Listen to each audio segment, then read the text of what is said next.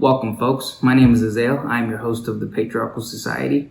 Today's topic is going to be should secularists men get married? My first point would be getting married to the state. There's no sense of community and no shame for divorce like there would be in Christianity or Christian ethics. Morality is subjective for a secularist. So secular frameworks rely on personal experiences, preferences influenced by cultural norms and or philosophical beliefs. So it could simply be like what mom and dad taught me growing up, or how mom and dad raised me. And that could also differ if you were in a single parent household or not. But if it's a Christian household, even if it were a single parent household, it would still be ran in a patriarchal nature because of Christianity. So I'm going to do a reaction to a video from a channel called The Crucible, hosted by Andrew Wilson. He's a top-notch debater, and he talks about why secularist men should not get married. And we're going to dive into that, and then after that, I'll talk a little bit about the video and tell you guys what I think and how I look at it, and kind of just, I guess, dumb down a little bit about what they say, and also, just keep it on topic with why secularist men should not get married.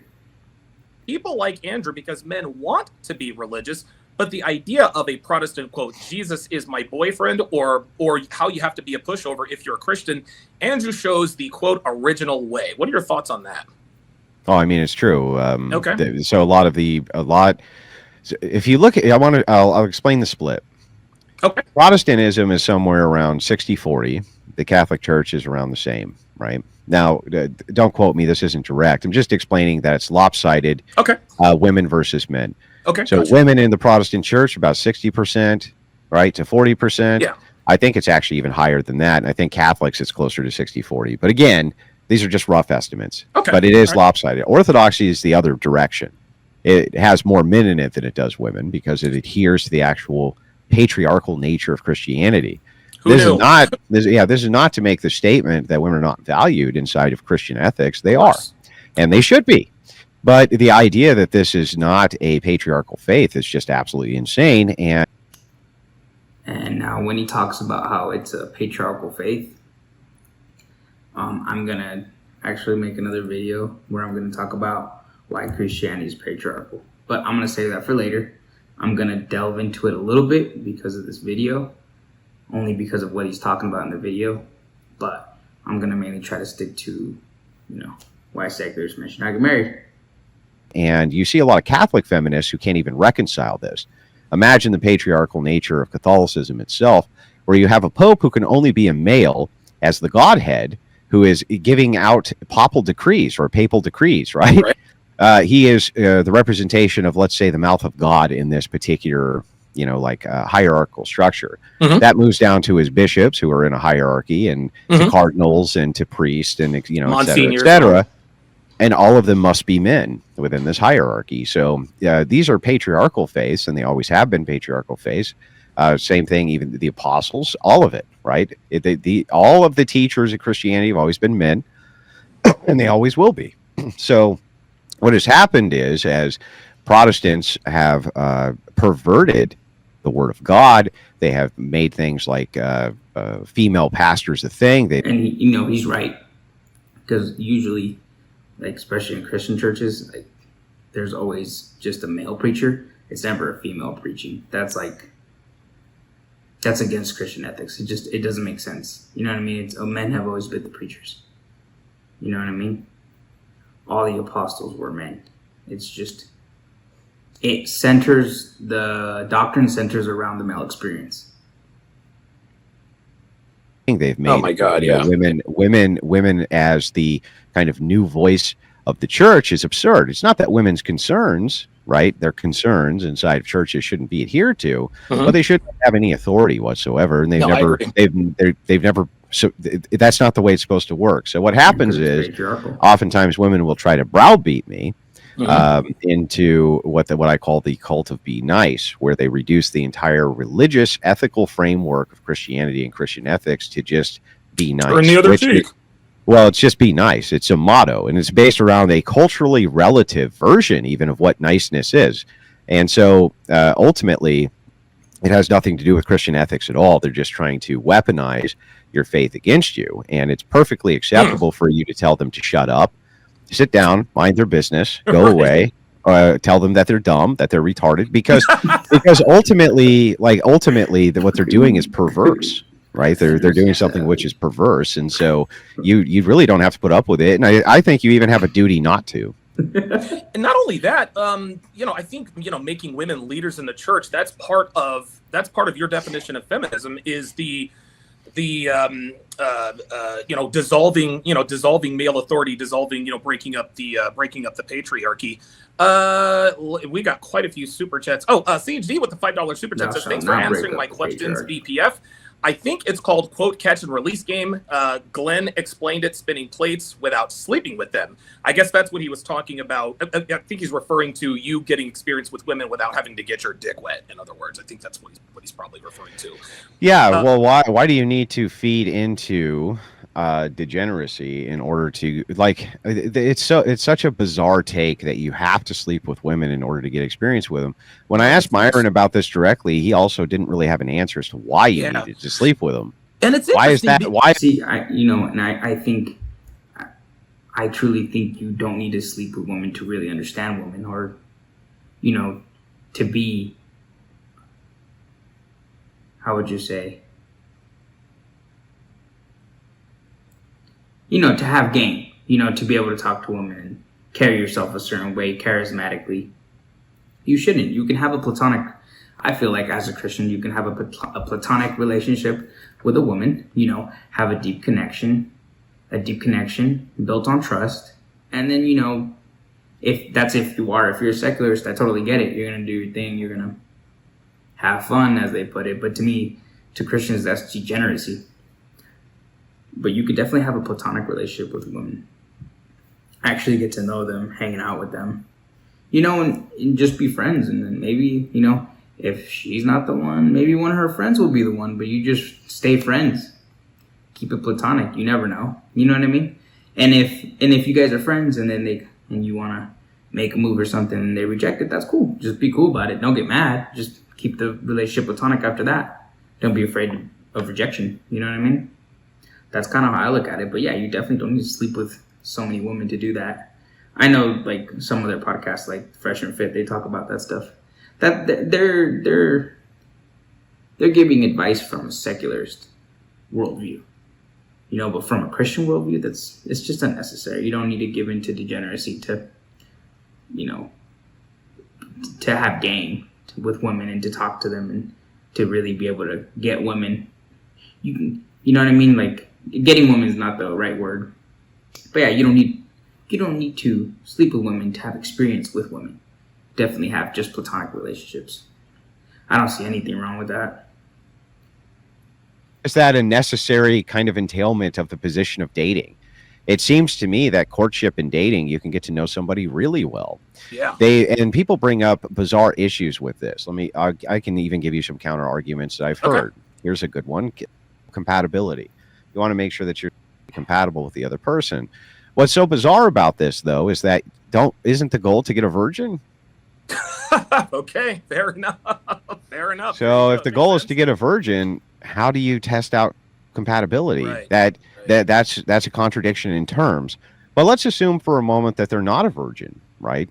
Okay. Even then, almost every man on earth is compatible with every woman on earth. That's absolutely and right. The reason that is necessary is because otherwise our genetics would not be able to continue and we would expire. So yes. Oh my God, yes. Yeah, the female orgasm is irrelevant to the actual purpose of, which of course is to reproduction. Is for reproduction. And it also and I think you won me over with this argument, and I think you are 1,000% right. We got a lot of men out here who are incels and virgins. They know, trust me, these boys know female nature inside and out, and they've never had before. So you don't have to be some demon to figure out who women really are, because just like you said, is in the grand pantheon of all relationships, it really is kind of the least important part in terms of getting to know someone. You don't have to have with a woman to get to know her. And I think some of us, and listen, I've been down that road. I've slept with more women than I care to admit, but the reason why is just because, and I'll admit it, I just didn't have dick discipline. See a pretty woman, I want to go have sex with her, blah, blah, blah, blah, blah. And what it comes down to is I think there are a lot of alcoholics who say, well, the reason I'm an alcoholic is because something happened to me when I was younger, or I had this trauma. And that could all well be true. But there are a lot of alcoholics out there who just like to get drunk. Yeah. So this is a good way to put it, right? Okay. I drank because I enjoy it. Yeah. I'm not an alcoholic by any metric, but I like to drink because I enjoy it. Sure. And I'm sure most of these guys like to have with a lot of women because they enjoy having with a lot of women. Yeah. But that doesn't mean that the position is justified. It doesn't mean that the position itself makes any sense, or that by not engaging in this, you wouldn't actually have better outcomes and better societal outcomes. And as men, we understand we have greater duties, not just to ourselves, but to our community. And our community becomes our country. And so all of this is an extension of our own genetic gene pool and also of our own kind of, wide birth family. So it's going to always go like this. Your family is the most important thing. Right. If you're taking care of yourself, you're taking care of your family, your respect and status, your social status climbs astronomically. Most men, even degenerate men, have some kind of respect for a person who has a family. Sure. Right? Sure. At least some rudimentary respect. However, most men who are high men of status, who own large businesses, corporations, the real people who can help you out in life, often look for men who have families because it shows and demonstrates that they have some sense of duty, responsibility, and they probably won't leave their job or workplace to be dependent on their income from that job. So they're probably a much safer bet than single men. So there's a status which happens with that. We start at the baseline family unit, but then what about the community itself?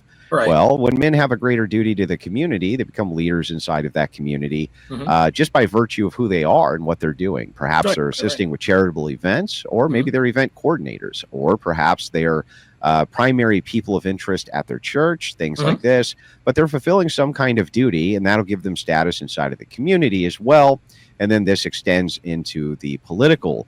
Maybe perhaps you are a letter writer or somebody who wants to be involved in campaigns at the national level, right? And then so all of these are status jumps, but it all starts with the idea of a very connected family unit and a nuclear family unit. Now, does that mean that when you say nuclear family, that grandpa can't come live with you if he's sick? Of course not. Grandpa can come live with you. Does that mean your kids need to be out of the house by the time they're 18? Of course not, especially not in this economy. No.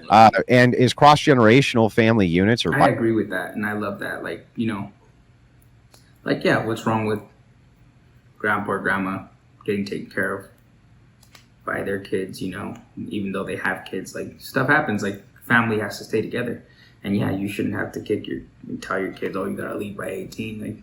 There's a lot of, I guess a lot of people that are raised that way, but I don't think that's the right way, especially in this economy. It's just nah, I don't think it's cool like that. I don't have any kids, but if I ever did, I wouldn't expect them to move out right away, but I would want them to be motivated, have some kind of goals and plans in life, you know what I mean? Nothing crazy, but just have a decent job, and want something with their lives. Family units or bicentennial farms, things like this, appropriate? Of course. When we say nuclear family, all that we're talking about is this. We're talking about a primary structure where there's a mom and a father. They have some kind of deep connection with each other. They both put the welfare of their children and each other before themselves. Right. And when they do that, that family unit is going to be bonded and very strong. And then that opens up the avenues for community. Now, what is the community's duty to you? Well, the church community's duty to you is to help support you through times of trouble and strife, to assist you in your marital problems, to even assist you in financial straits, dire straits, help you perhaps through nepotism and other things, get various jobs that you might need, and things like this, so that you can perform your duty back, right? Right. So that's the community's kind of duty back to you. So men understand this almost intuitively, and one of the things that drives us insane and has driven men completely insane over the last 40 years or so is that the community itself is vanishing. Example of this, the reason Gen Z is so f***ed up, when I was a kid, I would play marbles in the street. I'd play Right. like I would go out with my friends and we had little bags of marbles Dude, those were my and favorite. we I would was play in I like was in the gutter, you know what I born in mean? We would Yeah, Mexico. play no, I no, play marbles with my yeah, marbles. and we would we'd play basketball. We'd do all yeah. kinds of things, right? I would go out during the day and I wouldn't come back till my it was To the dark lamppost. basically. Yeah, yeah. Hey, Okay, see, so I'm a '96 baby, so I'm like borderline, like the last of the millennials. So yeah, like we would do stuff like that. We would go home till it's late, or the streetlights were on. We'd get pulled over and get curfew tickets, stuff like that. And there is no longer a sense of community like it is now. Everything is so centered around social media, internet. Like these kids aren't as socialized as they used to be. I know some parents try. I live in a suburban area where they let their kids be out and stuff, but there's not a lot of socializing. Too much being indoors, too much being on phones. That's always a problem, I feel like, in society. Big problem. Like growing up, literally, we would do things we shouldn't probably. Go egging, do dumb stuff that we shouldn't. And even when I was a kid in Mexico, I had I would, instead of buying lunch, I'd spend money on a little bag of marbles and played with them. And even wasn't even hungry anymore. I was so happy to have my little marbles. But I was raised here in the States, in the United States. So life was very different out here. But yeah, so I feel like now, the generations now, definitely don't do that stuff. Like my brother growing up, he didn't live the same. He didn't have that friend group like me. He didn't have no sense of community like me. He did have his friends in school and stuff. He had probably more of a sense of community after he left high school because he could move around, had his own car. But it's not the same for sure. They don't have the same sense of a community. And now, especially now, in the generation nowadays, it's even worse. Everybody's on social medias. Like it's all about social media now. Yeah. leave the house. Till the come street back lights and came on. So there- the thing is that gives you a good sense of community. That Okay. makes perfect. I'm sorry. Go ahead. Yeah, that gives you a good sense of community. Is that the reason? Is the fact that men intuitively understand that a man with a family, wife, kids, etc., is that the reason why we don't elect, players for our president? Is that the reason why, is that the reason why I guess all of our politicians, have to be seen with their wife and kids? Is that intuition that we're all thinking? And I think that goes with both men and Yeah, women. that moves towards trust, the trust Okay. effect. So what you're seeing there is a sign of status. Okay. It's saying, okay, not only am I a community leader, perhaps I'm rich, perhaps I'm handsome, right? But I have the ultimate status in society, which is a wife and children. Okay. And so this becomes the ultimate status and the thing which needs to be protected over all other things, which is the family unit itself. Absolutely. And so the idea here that they're trying to show you is, hey, I'm like you, right? I want this thing here as protected as you want those things over there, which is your family dynamic. Right. You know what I mean? And this type Yeah. of thing. So the family unit itself has to be the first order of protection so that you can fulfill your other duties and obligations to the community and so that they can fulfill it back to you. That makes perfect sense. I've never had it explained that way, but I think we all understand that. It's just every once in a while, some guys like me have to have it explained to me. Your wife is in the chat, says, Donovan, please DM me later. I would love to send you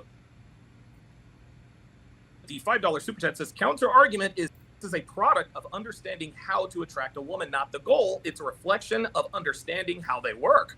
What say you? I guess this is the counter argument to you don't have to have with women to understand women.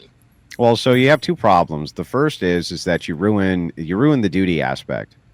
So Okay. if it is the case that you think that men should marry a virgin, then if you fuck a chick and take away her virginity, then you're basically ruining the potentiality for another man to have that virgin, right? So that's the first. Of course. That's the first failure, right? Failure in duty. The second failure is I don't really understand how is a necessary understanding for the attraction of women. I don't understand why you could not. 20 with the $10 super chat says, what would be your prescription to be a secular man who wants to have a family in the U.S. when the man has no authority over a family anymore due to the state the state usurping the father's authority? The only thing, so this is going to be something of a poison pill, right? And this sucks because prescriptively, here's the truth. Okay. The truth is that if you're a secular man, okay, and you get married, you're a damn fool. Every law is staged against you. Now you can do things to mitigate this, like a prenuptial agreement and other things. But here's the thing I don't really understand about secularists getting married at all. Okay. What is the point? So if it's not for the purpose of religiosity, any declaration which you make can equally be broken by word. Right. So if you say, well, my word is that we're together and exclusive and married, but we don't involve the state, and by word we can break that, right? Why is that not just as good as, well, by word is not good enough, we must have the state? I don't actually understand that. That makes no sense from a secular perspective. Why can't you just by word have marriage? Like that's never been something that I've been able to reconcile in my head. If you can have all the same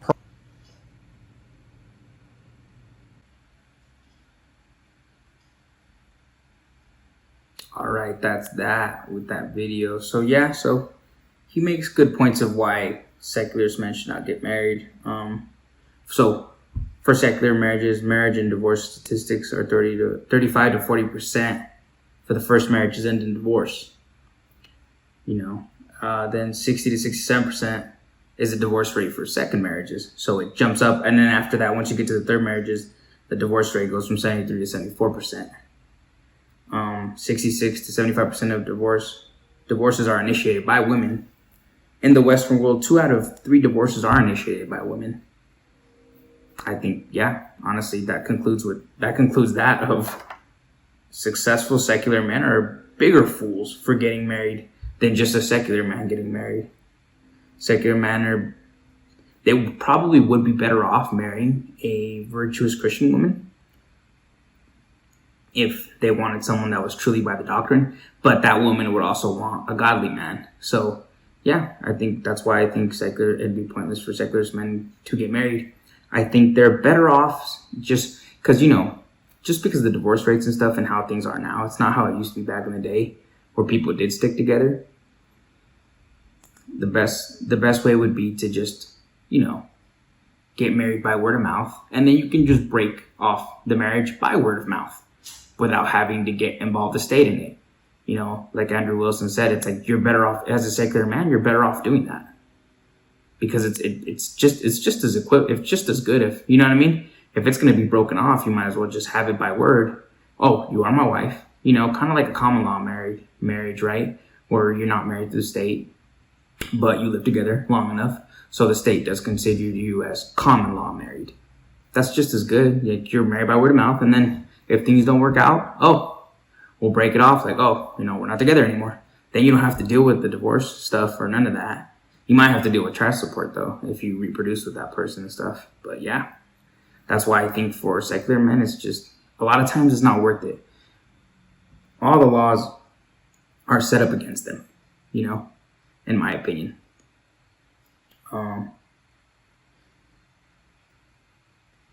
Yeah, that's pretty much it, guys. I think the next video I make, I'm going to talk about why Christianity is patriarchal. That's definitely something I want to get into. So, but I'll let you guys go, and we'll talk to you soon. If you liked the video, liked it. If you like the video, subscribe. If you don't want to subscribe, at least give me a like. Come on, help your boy out. I want to keep making content. This is fun stuff. So, all right, God bless everybody.